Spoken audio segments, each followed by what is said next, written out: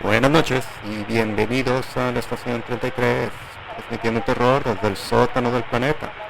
El archivo de hoy, compartido por Darius Mark Conkirdale, nos habla de los malos hábitos y el cómo es que pueden salir de nuestro control y en turno controlarnos a nosotros. Cuando empezamos a depender mucho en algo en nuestra vida, esto comienza a fracturarse bajo este vicio y las consecuencias pueden tardar, pero con seguridad llegarán.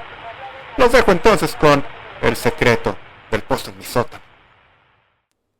En el pintoresco y aislado pueblo de Autumn Vale, enclavado en lo profundo del bosque, lejos de miradas indiscretas, se alzaba una casa vieja y decrépita que había pertenecido a mi familia durante generaciones. Esta casa era más que una simple estructura. Era un testimonio vivo de un linaje impregnado de misterio y silencio. Para el ojo inexperto, era simplemente otra reliquia de tiempos pasados. Su fachada desmoronada y su techo hundido eran una mera curiosidad para los excursionistas que pasaban. Pero para mí, era el guardián de mis secretos más oscuros, un testigo silencioso de actos atroces. La casa alguna vez fue un espectáculo majestuoso, una extensa mansión victoriana construida por mi tatarabuelo, un hombre de considerable riqueza y moralidad algo dudosa. Sus muros eran gruesos e imponentes, diseñados para resistir los elementos más duros, o tal vez para ocultar los secretos de su interior. El exterior, alguna vez pintado de un alegre amarillo, hacía tiempo que se había descolorido a un gris enfermizo y moteado, y la pintura se estaba descascarando en largas y rizadas tiras. Las ventanas, altas y estrechas, estaban empañadas de suciedad y sus marcos de madera estaban podridos y astillados. La hiedra y el musgo trepaban por las paredes, asfixiando la vida de las piedras antiguas y contribuyendo al aire de abandono y decadencia. En el interior, la casa era un laberinto de pasillos sombríos y habitaciones cavernosas, llenas de reliquias de sus días felices. El gran vestíbulo, con su amplia escalera y su ornamentada lámpara de araña, hacía tiempo que había perdido su brillo.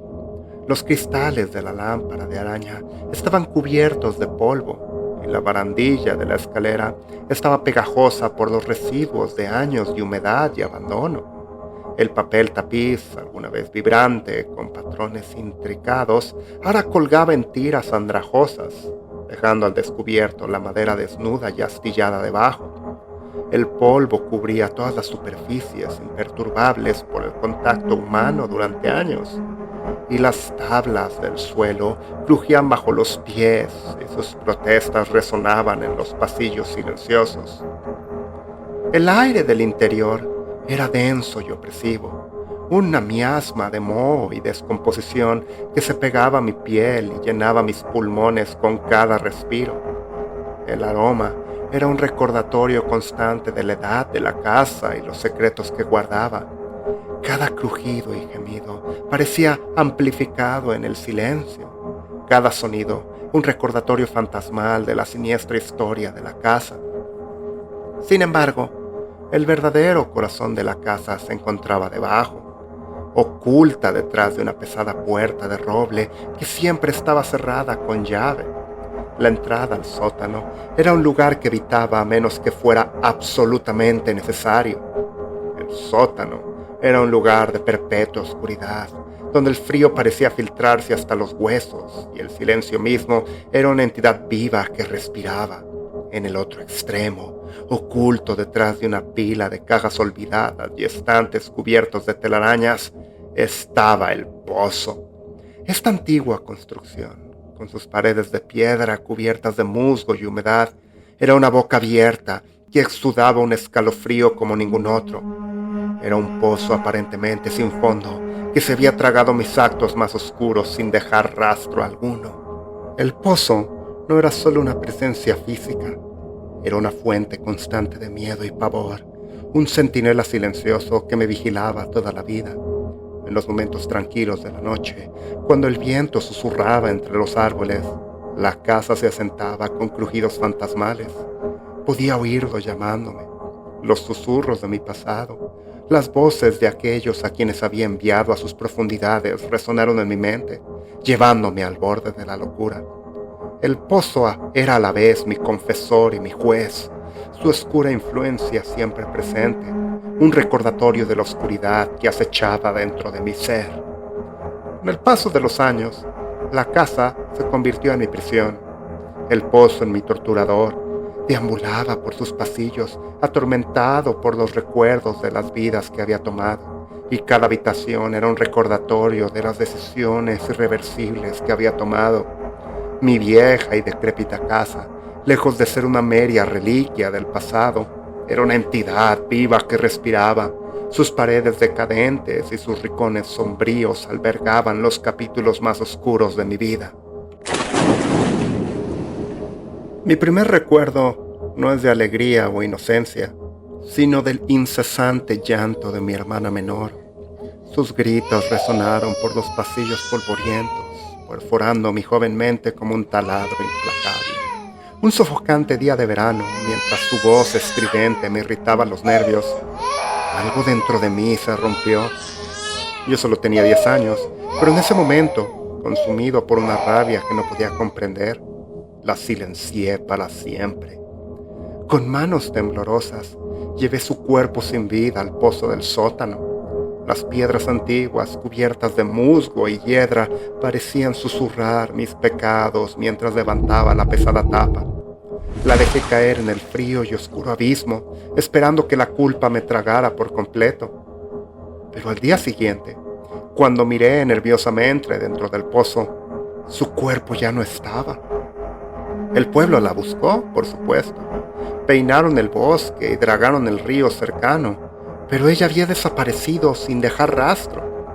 Finalmente, llegaron a la conclusión de que ella se había alejado y había tenido un destino trágico, y el pueblo lamentó la pérdida de un niño. En cuanto a mí, sentí una extraña mezcla de alivio y confusión. El pozo se la había llevado, y al hacerlo, me había concedido una retorcida absolución. Pasaron los años, pero el recuerdo de ese día nunca se desvaneció. El pozo permaneció, un testigo silencioso de mi crimen y un oscuro secreto que solo yo conocía. Me dije a mí mismo que había sido una aberración única, un momento de locura, pero en el fondo sabía que algo más oscuro yacía latente dentro de mí, esperando ser desatado nuevamente. Era una sofocante tarde de verano, 5 años después de la desaparición de mi hermana, cuando el pozo exigía su siguiente ofrenda. En ese momento, yo era un adolescente y atravesaba los volátiles años de la adolescencia con una ira latente que luchaba por controlar. Ese día, estaba con mi amigo, Tony, un chico cuyas risas escandalosas y burlas implacables me habían irritado durante años. Estábamos en el bosque detrás de mi casa, cerca de la entrada exterior al sótano y al pozo que se había convertido al mismo tiempo en una fuente de terror y también oscura fascinación para mí. El sol nos golpeaba y el calor amplificaba cada irritación. Estábamos jugando un juego que rápidamente se convirtió en una acalorada discusión. Tony se burló de mí, presionó todos los botones equivocados y antes de que me diera cuenta, el mundo a mi alrededor se puso rojo. En una furia ciega, arremetí. Mis manos encontraron una rama pesada y con un golpe rápido y brutal lo golpeé. La fuerza del golpe fue repugnante, el crujido del hueso y el repentino silencio más ensordecedores que sus burlas. Tony cayó al suelo, su cuerpo inerte y sin vida. El pánico se apoderó de mí, pero junto a él estaba la parte fría y calculadora de mi mente que ahora tomó el control. Sabía lo que tenía que hacer. Me temblaban las manos mientras arrastraba su cuerpo al sótano y al pozo. El mismo pozo que se había tragado a mi hermana hacía tantos años. El borde de piedra parecía el borde de un abismo. La oscuridad debajo, un vacío que consumía todo. Con un último y desesperado esfuerzo, empujé el cuerpo de Tony al pozo. Vi cómo desaparecían las sombras y el sonido del chapoteo resonaba en el silencio. Retrocedí. Mi corazón latía con fuerza en mi pecho, el peso de mis acciones presionándome. Pasé la noche en un sueño inquieto y febril, atormentado por visiones de los ojos sin vida de Tony. A la mañana siguiente, impulsado por una curiosidad morbosa y una pizca de esperanza, regresé al pozo. Mientras miraba en sus profundidades, se me cortó el aliento en la garganta. El cuerpo de Tony había desaparecido. El pozo se lo había llevado a él, igual que a mi hermana. El suelo alrededor del pozo estaba intacto y no había rastro del horror que había ocurrido el día anterior. Una extraña sensación de alivio me invadió. El pozo había borrado una vez más mi pecado, ocultando mi acto más oscuro. Con este alivio vino una comprensión aterrorizante. El poder del pozo era real y ahora era parte de mí. Una sombra oscura que me seguiría por el resto de mi vida. Los años pasaron y llegué a la edad adulta con el oscuro secreto del pozo siempre presente en el fondo de mi mente. La vida siguió adelante.